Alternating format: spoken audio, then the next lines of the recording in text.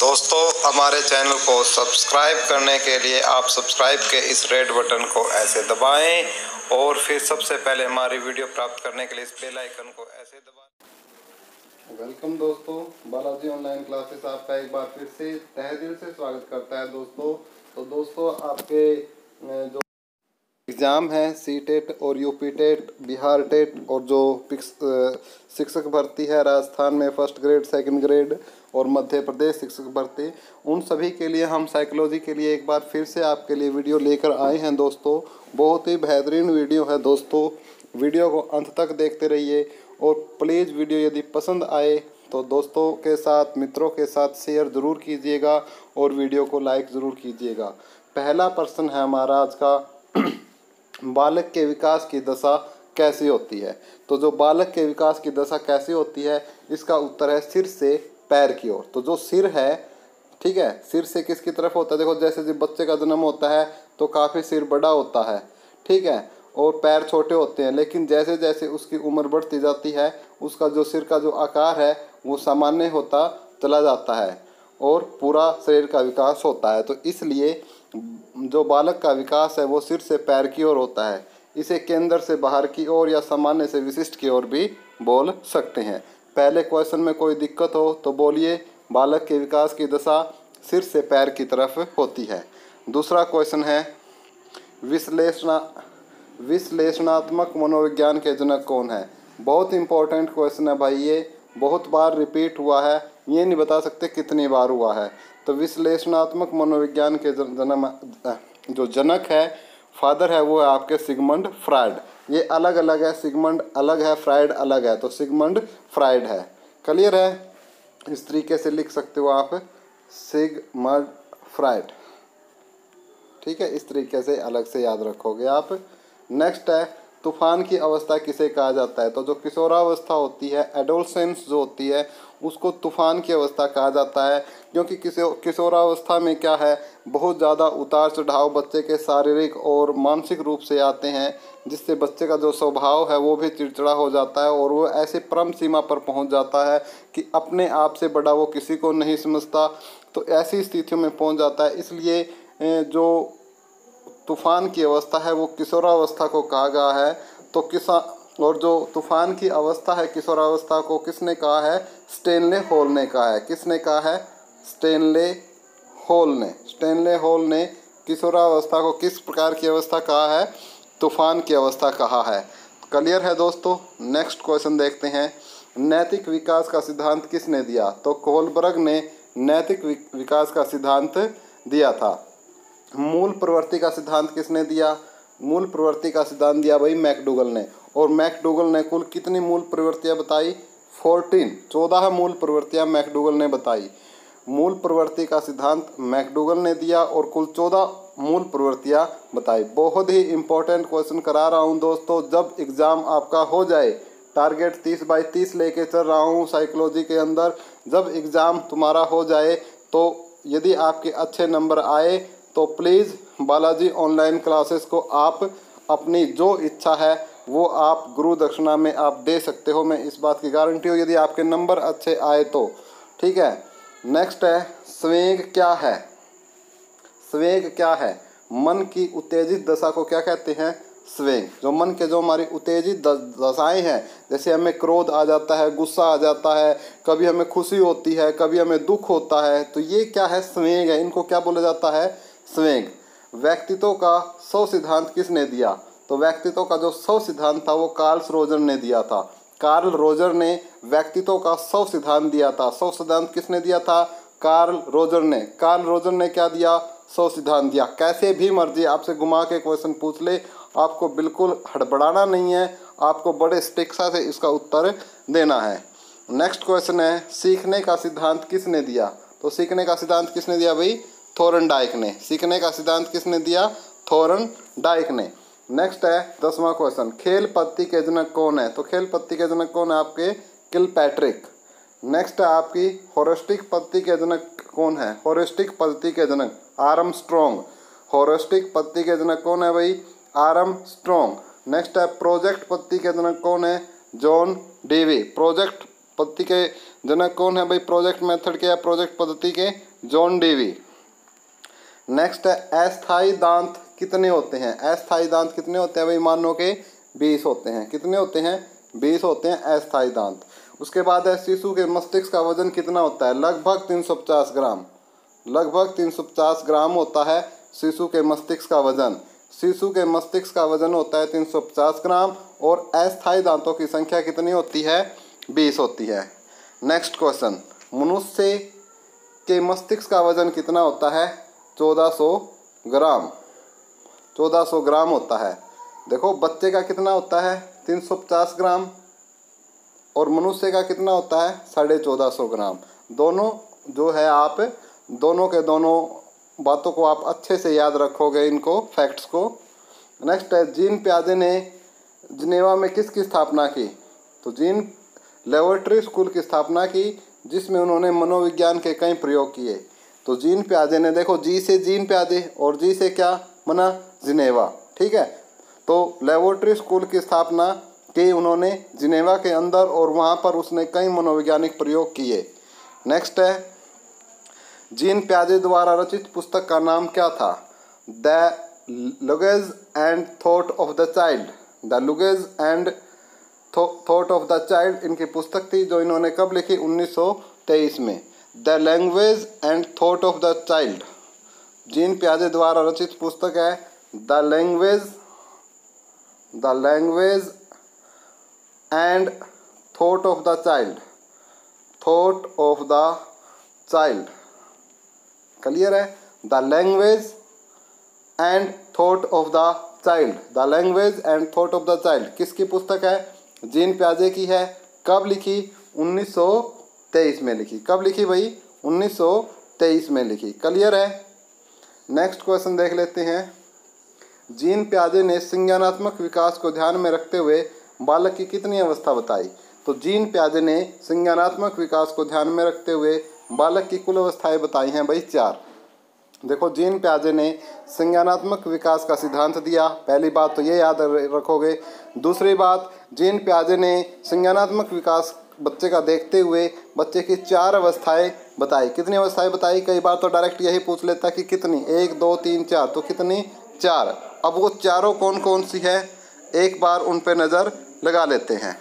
पहली आपकी संवेदी गत्यात्मक अवस्था कौन सी है? पहली संवेदी गत्यात्मक अवस्था आपकी पहली है। और ये कब से है? जन्म से लेकर 2 साल तक की जो अवस्था होती है उसको बोलते हैं संवेदी गत्यात्मक अवस्था।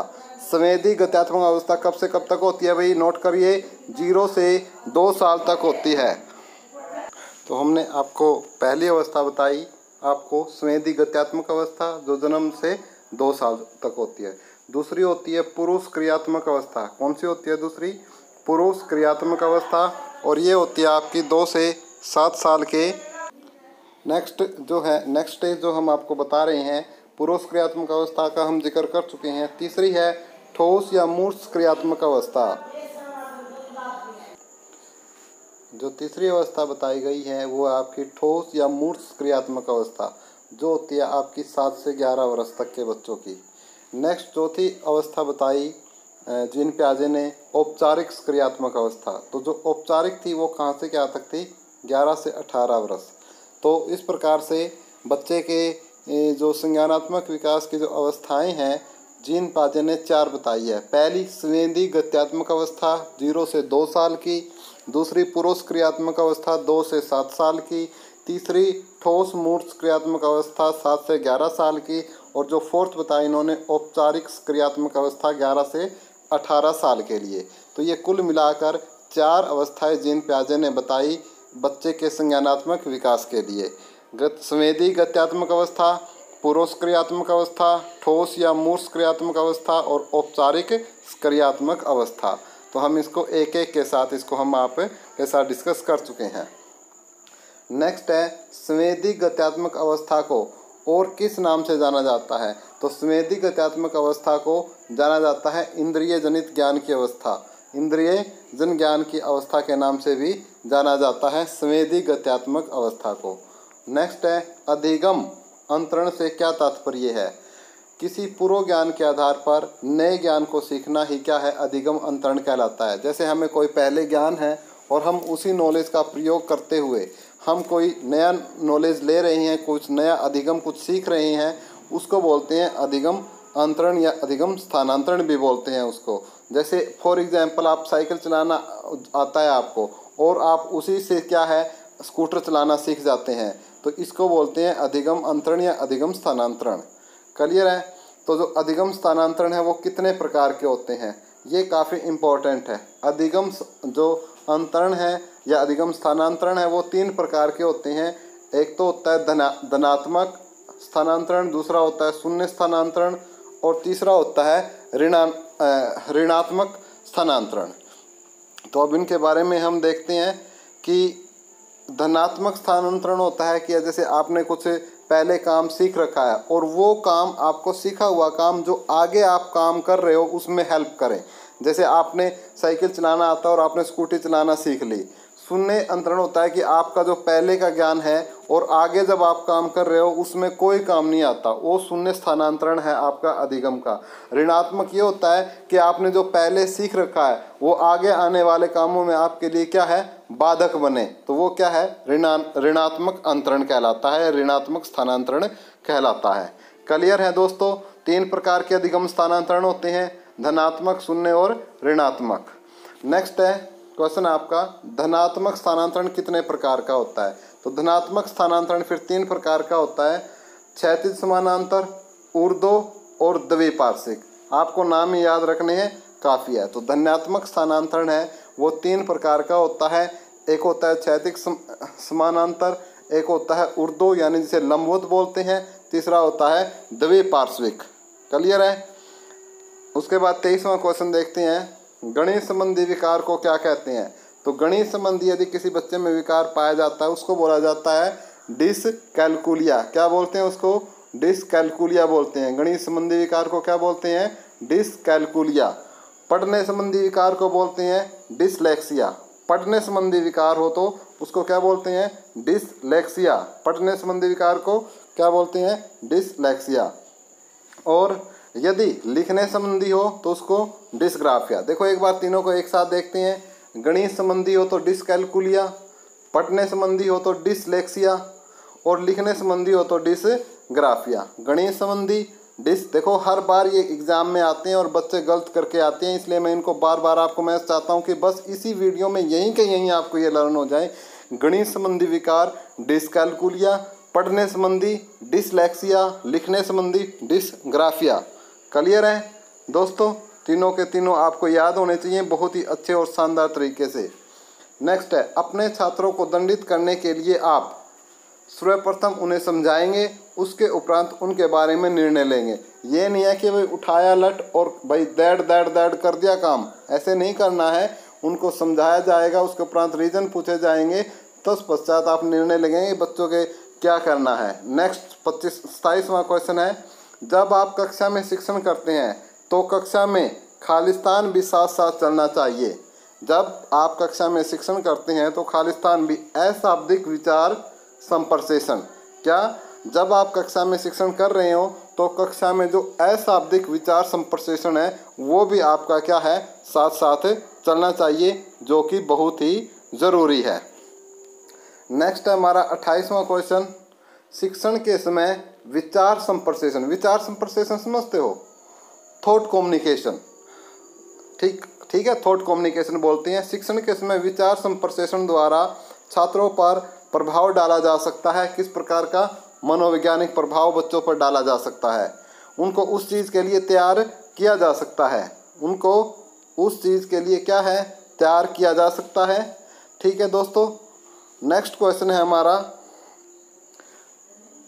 छात्रों में भाषा के उचित विकास हेतु अधिक प्रभावशाली है प्रोजेक्टर की। ठीक है, नेक्स्ट है 29वां, ज्ञानात्मक स्तर पर पढ़ाते समय अध्यापक को क्या पढ़ाना चाहिए? सरल व सुगमतापूर्वक। जब आप ज्ञानात्मक स्तर पर आप टीचिंग कर रहे हो तो अध्यापक को बहुत ही सरल और बिल्कुल सुगमतापूर्वक बच्चों को पढ़ाना चाहिए, ताकि उनको जो कंसेप्ट है वो अच्छे से समझ में आते चली जाएं, और एक कड़ी के साथ कड़ी मिलाकर उन बच्चों को आपको टीच करना चाहिए, ताकि जो नॉलेज आप पढ़ा रहे हो पीछे वाले से भी उनको कोरिलेट होकर उसकी हेल्प मिले। तो सरल और सुगमता पूर्वक। नेक्स्ट है 30वां क्वेश्चन, प्रयोगात्मक परीक्षाएं आयोजित करने का मुख्य उद्देश्य है। प्रयोगात्मक परीक्षाएं आयोजित करने का मुख्य क्या है? अवलोकन तथा यथार्थता की कार्यकुशलता की जांच करना। जो प्रयोगात्मक परीक्षाएं हैं वो इसलिए आयोजित की जाती है ताकि बच्चे को अवलोकन हो, उसके बारे में वो देखे, यथार्थ की जो कार्यकुशलता है उसको करके वो उसकी जांच कर सकें। तो इसलिए प्रयोगात्मक परीक्षाएं आयोजित की जाती हैं। नेक्स्ट है 31वां क्वेश्चन, छात्रों में नैतिकता का विकास करने हेतु आप क्या आवश्यक समझते हैं? तो छात्रों में नैतिकता का विकास करने हेतु प्रत्येक अवसर पर उन्हें अच्छे बुरे का अंतर बताना चाहिए। जब भी कोई बात होती है, जब बच्चा अच्छा करता है तो उसे शाबाशी देकर उसको प्रोत्साहन भी करना चाहिए, और जब वो कोई बुरा काम करता है तो उसको उस चीज़ के बारे में बताना चाहिए कि ऐसा करने में और वैसा करने में कितना फ़र्क है, यानी अच्छा और बुरा करने में कितना फ़र्क है। इन चीज़ों का जो मॉरल एजुकेशन का है, हम एक टीचर है वो साथ के साथ दे सकता है, घर में परिवार है, माता पिता है, वो बच्चों को साथ साथ इन चीज़ों की जो एजुकेशन है वो देकर उनके नैतिकता का विकास अच्छे से किया जा सकता है। नेक्स्ट है 32वां क्वेश्चन, कक्षा शिक्षण में पाठ्य पुस्तक की क्या आवश्यकता है? सीखने के लिए पाठ्यक्रम पर आधारित व्यवस्थित विषय वस्तु होती है, इसलिए कक्षा शिक्षण में पाठ्य पुस्तक की बहुत ही अधिक अपना महत्व है। नेक्स्ट, पाठ्य पुस्तकों में अधिनाश सम्मिलित किए जाते हैं, सीखने वालों के अभ्यास के लिए शामिल किए जाते हैं ताकि वो अभ्यास कर सकें। नेक्स्ट है, पीढ़ी दरार का क्या तात्पर्य है? विभिन्न लोगों की मान्यताओं में अंतर।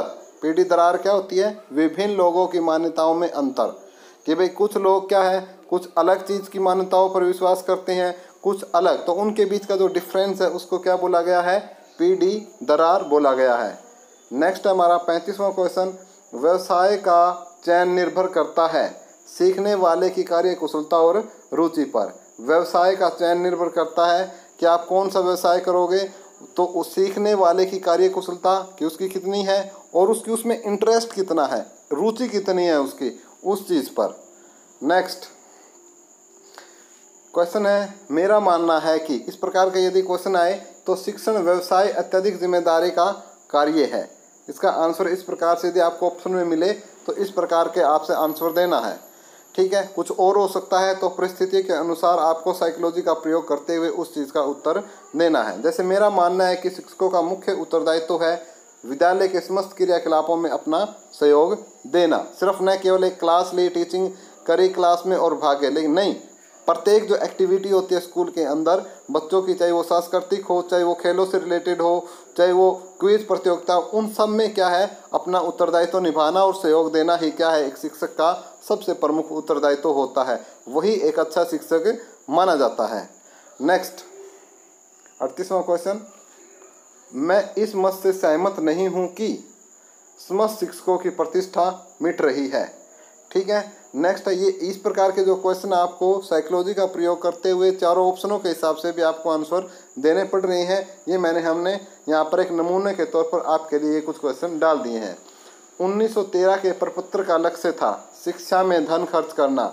1913 के जो प्रपत्र था उसका क्या लक्ष्य था? शिक्षा में धन का खर्च करना।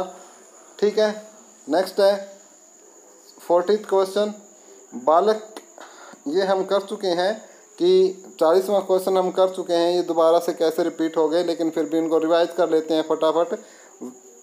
बालक के विकास की दशा सिर से पैर होती है, आपको पता है। जो आपके विश्लेषणात्मक मनोविज्ञान के जनक कौन है? Sigmund Freud. तूफान की अवस्था किसको बोला जाता है? किशोरावस्था को। और इसने किसने कहा? स्टैनले हॉल ने। नैतिक विकास का सिद्धांत किसने दिया? कोलबर्ग ने। और जिनेवा के अंदर लैबोरेटरी स्कूल की स्थापना किसने की? जीन प्याजे ने।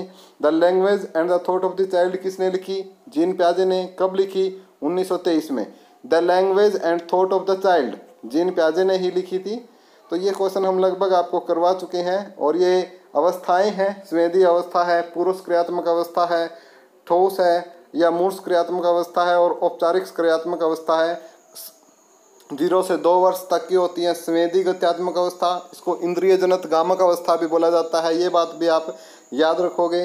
2 से 7 साल की होती है पुरुष क्रियात्मक अवस्था, और मूर्छ क्रियात्मक अवस्था या ठोस ये होती है 7 से 14 की, और औपचारिक क्रियात्मक अवस्था होती है 11 से 18 की। ठीक है, अधिगम स्थानांतरण के बारे में हम आपको बता चुके हैं। नेक्स्ट है कक्षा में शिक्षक का लेक्चर सुनना है, सृजनात्मक श्रवण। किस प्रकार का श्रवण है वो? कक्षा में शिक्षक का लेक्चर सुनना किस प्रकार का श्रवण है? सृजनात्मक श्रवण बोलेंगे उसको। एक कक्षा में शिक्षक का जो लेक्चर सुनना किस प्रकार का श्रवण है? सृजनात्मक श्रवण। नेक्स्ट है कक्षा में भाई के ऊपर अनावश्यक बल प्रदान करने के कारण यह उद्देश्य प्रकृत समाप्त कर देता है। उसके बाद है कक्षा कक्ष में विचार संप्रेषण के स्तर को प्रभावित किया जाता है, किसके द्वारा? जलवायु। बिल्कुल भाई, वहाँ आसपास का जो इन्वायरमेंट होगा वो आपके कक्षा कक्ष के विचार संप्रेषण के स्तर को बहुत प्रभावित करता है। जैसे ठंड है, गर्मी है, सर्दी है या वर्षा का मौसम है, ये सब क्या है आपके कक्षा कक्ष में विचार संप्रेषण, थॉट कम्युनिकेशंस को क्या है बहुत ज़्यादा प्रभावित करते हैं। नेक्स्ट है एक प्राथमिक स्कूल की प्रथम कक्षा में केंद्रीय शिक्षण कार्य होना चाहिए, छात्रों को पढ़ाना। केंद्रीय शिक्षण कार्य पूछा है प्राथमिक स्कूल की प्रथम कक्षा में, क्या होना चाहिए? छात्रों को पढ़ाना, छात्रों को पढ़ना। नेक्स्ट, पढ़ना या पढ़ाना दोनों प्रोसेस होती है इसमें। वाटसन महोदय इस कथन से विरोध प्रकट करते थे। किस कथन से विरोध प्रकट करते थे? सभी शिशुओं में मांसपेशियां गतिक न्यूनाधिक मात्रा में विद्यमान रहती है। इस बात का क्या किया? विरोध किया। विरोध किया किस महोदय ने किया? वाटसन महोदय ने किया। क्या किया? सभी शिशुओं में मांसपेशियां गतियां न्यूनाधिक मात्रा में विद्यमान रहती है, इस बात का विरोध करते थे कौन? वाटसन महोदय। 55वां, कोर पाठ्यक्रम के अंतर्गत किस विषय को शामिल किया गया है?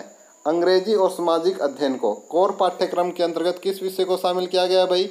अंग्रेजी और सामाजिक अध्ययन को कोर पाठ्यक्रम के अंतर्गत शामिल किया गया है। नेक्स्ट क्वेश्चन है इंटीग्रेशन से तात्पर्य एक प्रकरण को पढ़ाने हेतु विभिन्न विषयों की सहायता लेना। इंटीग्रेशन से क्या है? इंटीग्रेशन का मतलब एक प्रकरण को पढ़ाने हेतु विभिन्न विषयों की सहायता लेना क्या कहलाता है? इंटीग्रेशन कहलाता है। एक प्रकरण को पढ़ाने के लिए, टीच करने के लिए डिफरेंट सब्जेक्ट्स की हेल्प लेना क्या कहलाता है? इंटीग्रेशन। नेक्स्ट हमारा 57वां क्वेश्चन, शिक्षण सामग्री संसाधनों को नियमित रूप से जुटाना चाहिए पाठ्यक्रम समन्वय के द्वारा। ठीक है, शिक्षण सामग्री संसाधनों को नियमित रूप से जुटाना चाहिए पाठ्यक्रम समन्वय द्वारा। नेक्स्ट है कक्षा शिक्षण योजना निर्माण में शिक्षकों द्वारा निर्माण किया जाना चाहिए उन क्रियाओं का जिनसे लक्ष्य की प्राप्ति संभव है। ये दिन से नहीं है भाई, जिन से है। कक्षा शिक्षण योजना निर्माण में शिक्षकों द्वारा निर्धारण किया जाना चाहिए। कक्षा शिक्षण योजना निर्माण में शिक्षकों द्वारा निर्धारण किया जाना चाहिए उन क्रियाओं को जिनसे लक्ष्य की प्राप्ति संभव हो। नेक्स्ट है बोल खेल समूह का प्रतिनिधि कथन है बालकों के सामाजिक गठन में पर्याप्त अंतर। नेक्स्ट है शिक्षण सामग्री संसाधन यूनिट का प्रमुख कार्य क्या है? क्वेश्चन क्या पूछा गया भाई? शिक्षण सामग्री संसाधन यूनिट का प्रमुख कार्य क्या है? तो 70 के पाठ्यक्रमों की रूपरेखा तैयार करना, शिक्षकों की आवश्यकताओं की पूर्ति करना और शिक्षण में सर्वोत्तम अभ्यास करने को क्रियान्वित करना ही शिक्षण सामग्री संसाधन यूनिट का प्रमुख कार्य है। शिक्षण सामग्री संसाधन यूनिट का प्रमुख कार्य क्या है? तो 70 के जो क्या है उनका पहला काम क्या है? पाठ्यक्रम की जैसे सत्र स्टार्ट होता है, न्यू सेशन स्टार्ट होता है तो उसकी जो सिलेबस है उसकी क्या है? रूपरेखा, उसकी पूरी ढांचा उसका तैयार करना। उसके बाद शिक्षकों की क्या आवश्यकताएं हैं उनकी पूर्ति करना और शिक्षण में सर्वोत्तम अभ्यास करने को क्रियान्वित करना कि किस प्रकार से बेस्ट तरीके से उनका अभ्यास कराया जा सकता है। तो ये सब क्या है? शिक्षण सामग्री संसाधन यूनिट के प्रमुख कार्य हैं। दोस्तों ये कुछ क्वेश्चन थे, हमने कुल मिलाकर लगभग 50-60 क्वेश्चन आपके साथ हमने शेयर किए हैं। और दोस्तों आपको कैसे लगे प्लीज़ कमेंट बॉक्स में कमेंट करना न भूलें दोस्तों, क्योंकि आपके जो कमेंट है वो हमारे लिए बहुत ही ज़्यादा वैल्यूएबल है दोस्तों। क्योंकि आप जैसे वीडियो को लाइक करते हो तो हमें बहुत ही ज़्यादा प्रोत्साहन मिलता है और हम आपके लिए और अच्छा करने के लिए प्रेरित होते हैं। तो प्लीज़ दोस्तों ज़्यादा से ज़्यादा वीडियो को लाइक और शेयर करें, और जो पहली बार चैनल पर आ रहे हैं प्लीज़ वो चैनल को सब्सक्राइब करना न भूलें दोस्तों। धन्यवाद दोस्तों।